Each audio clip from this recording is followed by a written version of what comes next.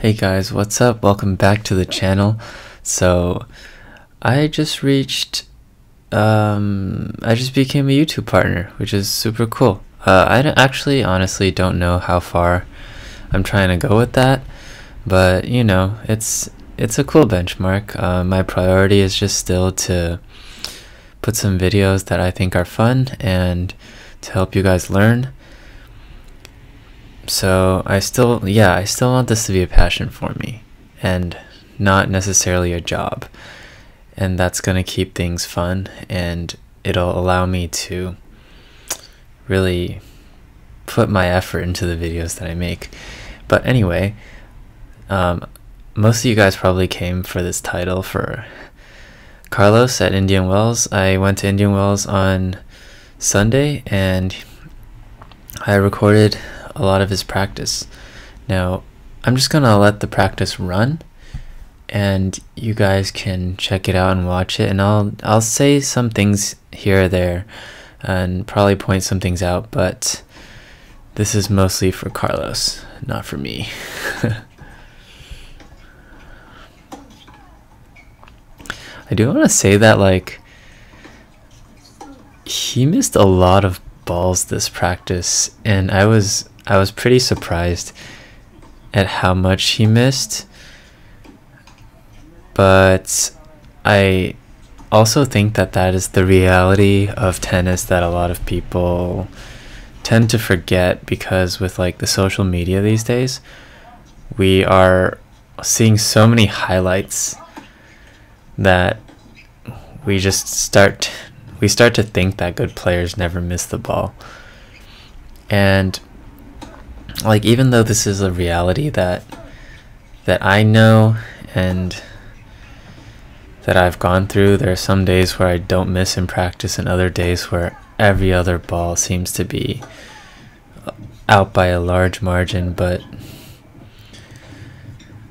it was kind of, you know, reassuring in a way to see that there wasn't too much consistency even in a top player's rallies. And I don't think he was really focused on trying to be consistent. Honestly, he was trying to swing loose and just get a groove for the day.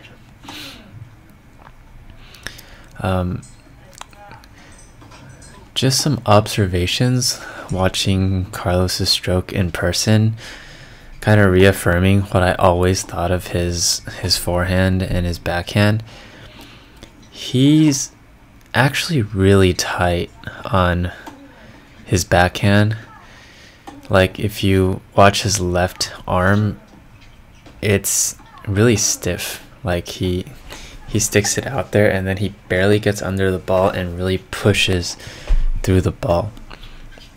That being said, like, the way he uses his legs and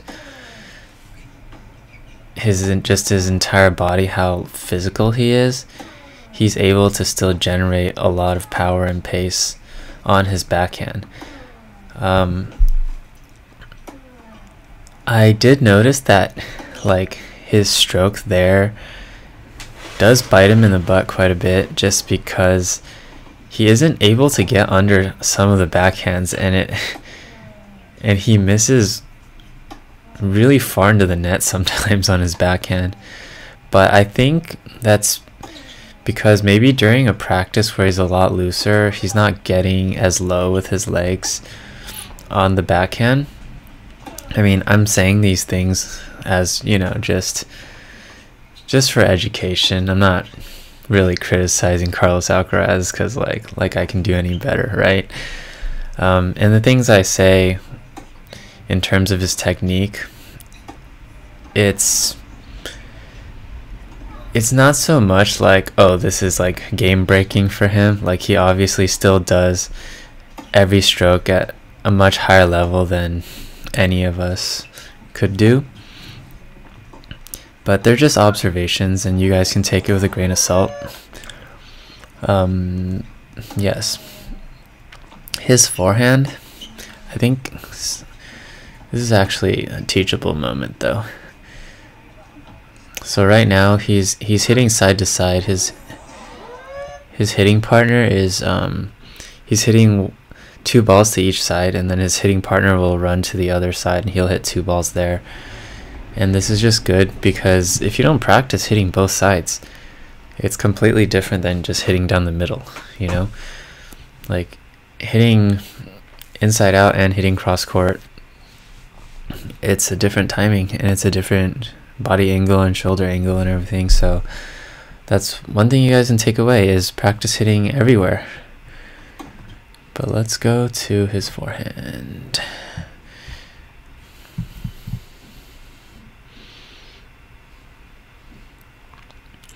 You'll notice on his forehand, his left hand leaves, like his left hand is still on the racket, and his left hand is really far back.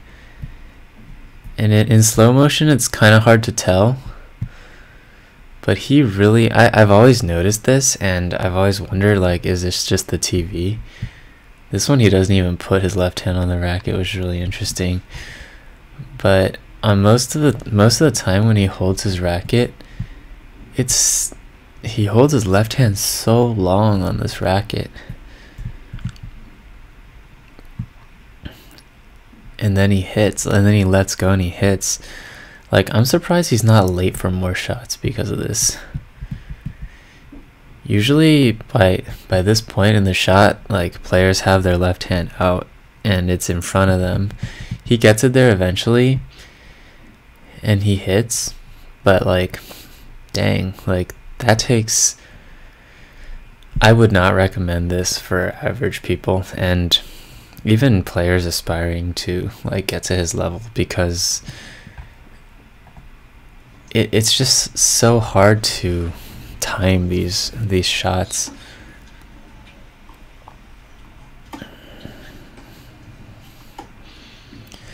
Like, he still manages to get a lot of balls in front of him, but like without your left hand more in front of you, like here, even here, he hits, like, I've also noticed he hits a lot of reverse forehands and he hits a lot of shots drifting this way, and I can't help but wonder if it's because his left hand is so late in the shot. I feel like so he's just volleying.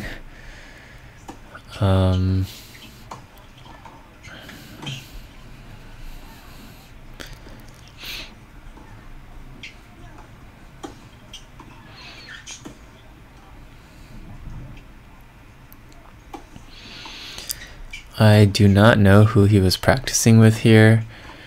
I'm pretty sure, because like even on the practice schedule and program, it just said Carlos Alcaraz. It didn't say who he was hitting with or anything, and couldn't really find who this was. So if anybody knows, leave it in the comments.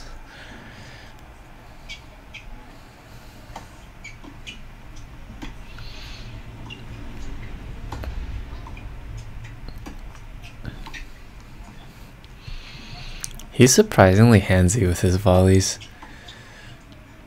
but he still does all the basics. Like when he turns,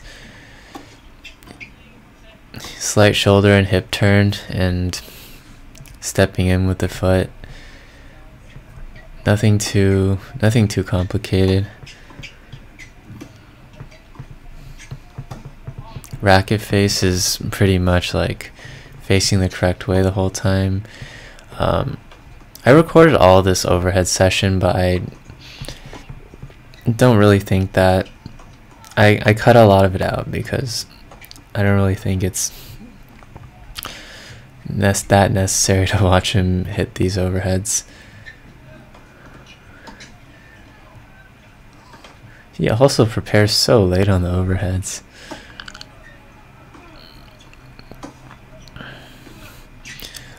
I think it's actually really easy to see from this angle, when he's on the other side, how strangely late he drops a racket and hits. It's almost like he's still going back, but I looked closer and his hand's not still going back, it's just his racket starts going back because he has it so like loopy, kind of like Tiafoe and but his hand really does draw like a pretty big arc before he hits, and that definitely takes a lot of timing. And again, I don't recommend this to people because it takes a lot of hand speed and racket speed to be able to get under the ball, generate the spin, and a lot of control to meet the ball in the middle of your racket all the time with that much speed going down, and then you have to control it going forward, and your upper and lower body have to be strong enough to hold it and not just fly off into nowhere. So that's a pretty tough one. Like, this really does generate a lot of power and a lot of spin just because of how much momentum the racket has gathered. But without the footwork and without hours and hours, like endless hours of practice and drilling and playing against every kind of ball, because like you have to do this against every type of ball. You can't just like zone in on one timing. Like, without all of that, you're probably going to be missing your strings more than you want if you suddenly just decide to switch to this style of forehand.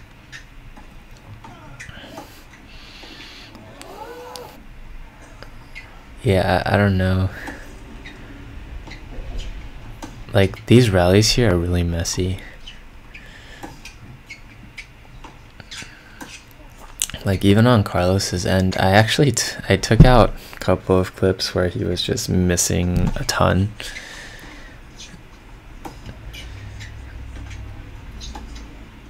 Because, I don't know, it was just so much hitting long.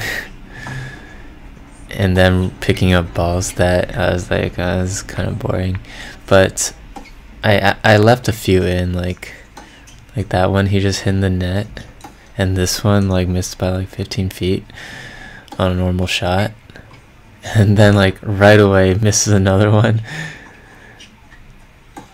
Like, I was honestly kind of surprised, but that you never know what the goal is, right, for the player. Maybe he just wants to swing really loose. Like, I know Federer will go for, you know, a shot like warm-ups where he misses a ton as well. And Carlos has so much speed going on there that, like, especially with his forehand, that like even something that's really small, like a slight angle that's off, slight mistime, it'll just go flying. That's nice.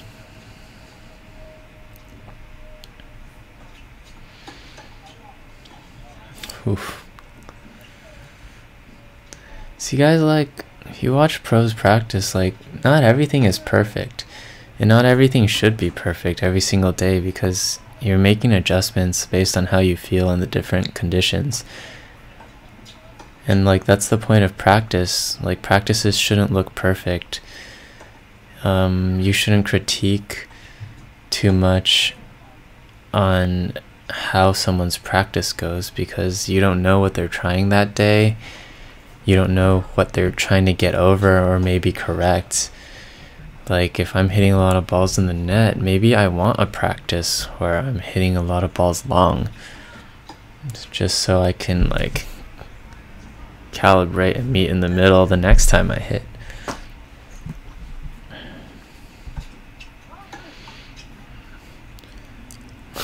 He's getting annoyed by the amount of backhand returns he's missing.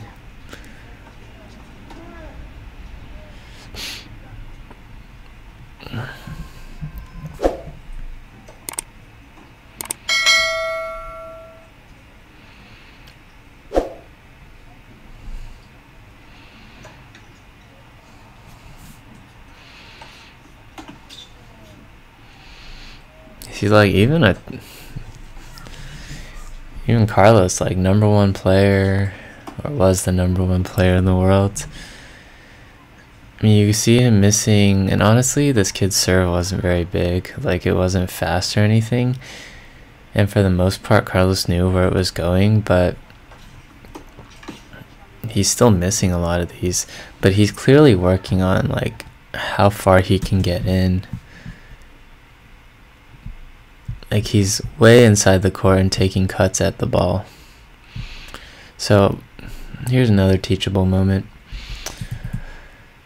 I don't know how relevant this is at the rec level, or like 4 or 5 or lower, because not a lot of people really have the skills to return like this. But after he gets in with his split, if you look at his body off his split and set, his back and his body are still relatively upright. And then he'll swing and he'll hit. And maybe if the ball is like really far forward, then he'll lean after he's upright off the split. If you watch Djokovic return, you'll see this a lot too. One of the biggest mistakes that people make is that when they split step and they're trying to like do that aggressive split step early return, they will be leaning way too far in like that. I mean, this ball is far.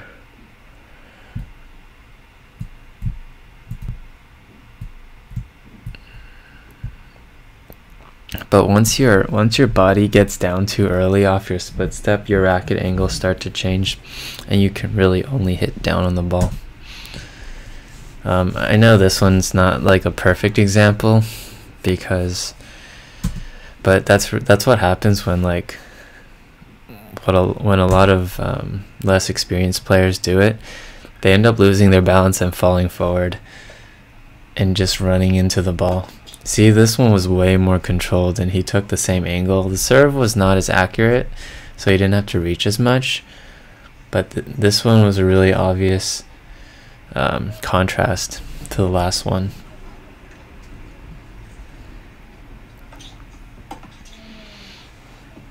See, like here he's still going forward. He's obviously not as close to the baseline on his start.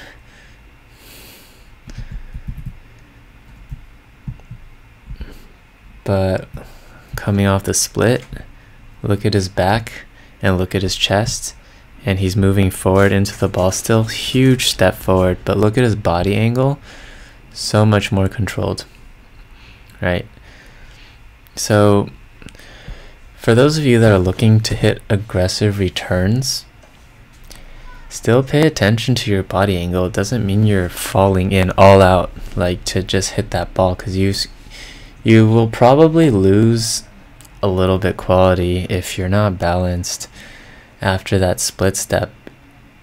Even if you're split stepping going forward, it's going to be tough to maintain control, and you're essentially, well, any aggressive shot is somewhat of a gamble, but you're really gambling because after the shot you won't be able to recover as well either. See, now he's practicing like another return position, which I wish my camera had caught. And he just, at this point, he gets a lot more consistent with his returns. But that's really all I have. There was some other footage where like he was on the other side and couldn't really tell what he was doing, so I cut that all out. It was like an hour practice where he didn't play any points. I wish he had, but he didn't. But still a really good chance to watch him rally and hit. And his ball really is heavy off that forehand side. His backhand, a lot of the time, will have side spin on it. But the thing is, he's able to keep his racket face like so far. I go back more.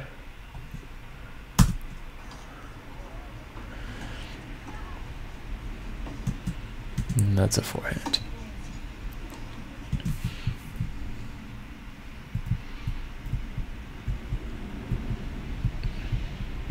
His racket stays fairly long on that shot, but you see that he's coming across that way, and the ball's actually spinning like this.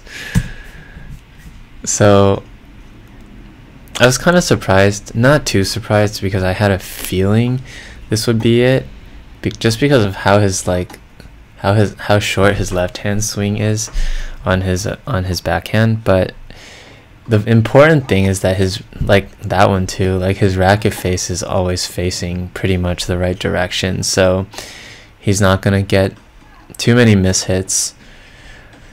I think in a match, if someone slices low to him on that backhand, this is where his legs come in, and his legs are gigantic. Like in person, you can really see the muscles coming out of his legs. But the last couple backhands he hit just now, like it's really obvious that it's kind of a tight shot, and it's not bad. But if you watch like Sinner's backhand, you watch Djokovic's backhand, like those are a little more flowy, different style. Obviously Carlos like makes it work for him, and his backhand is ages better than mine. So, but that's just something I thought was cool to point out. People can do different things and still be successful at them. You just have to see your own path forward, right? But anyway, we went through the whole practice, and I hope you guys enjoyed watching Carlos in his practice session.